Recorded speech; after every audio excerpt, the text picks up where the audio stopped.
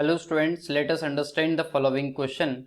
Which of the following is not an algebraic method for finding the solution of a pair of linear equation in two variable? So let's see solution part of this question.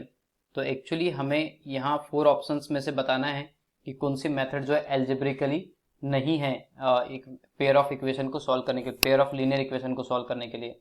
तो हम यहाँ जानते हैं we know that methods to solve pair of linear equation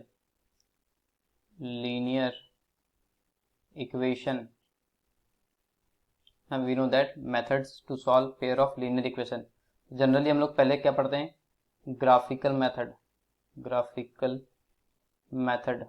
actually ये कैसी होती है, हमने क्या करना होता है, पेयर ऑफ लीनियर इक्वेशंस को ग्राफ पे रिप्रेजेंट करते हैं और दोनों इक्वेशंस की जो लाइंस होती है जिस पॉइंट पर इंटरसेक्ट करती है वहां पर हम क्या करते हैं, इसे एक्स और वाई के वैल्यू निकालते हैं। That was the solution of, क्या होता है, मतलब एक्चुअली वो क्या होते थे, solution of pair of linear equation होते थे, है ना। तो चलिए अब हम बात करते हैं सेकेंड थिंग की, मेथड एलिमिनेशन मेथड, है ना, एलिमिनेशन मेथड। तो इसमें एक्चुअली क्या करते हैं, एलिमिनेशन मेथड में कोएफिशिएंट x के कोएफिशिएंट या y के कोएफिशिएंट इक्वल करके हम सब्ट्रैक्ट करते थे, मतलब एलिमिनेट करते हैं। यदि x को एलिमिनेट किया तो y का वैल्यू आता था और y को एलिमिनेट किया तो x का वैल्यू आता था। तो ये एल्जेब्रिकली है। तो थर्ड की यदि बात करें तो ये क्या होता था, सब्स्टिट्यूशन मेथड।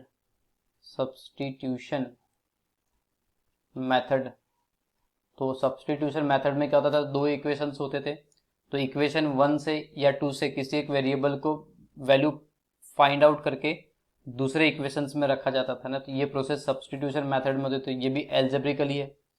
एंड फोर्थ क्या होता था, cross multiplication method.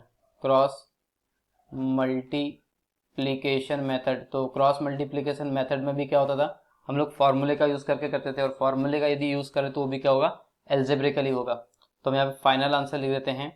So graphically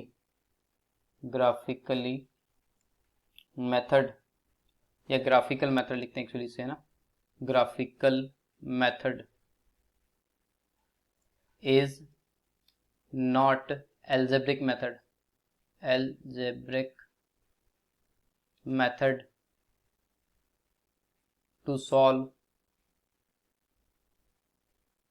pair of linear equation.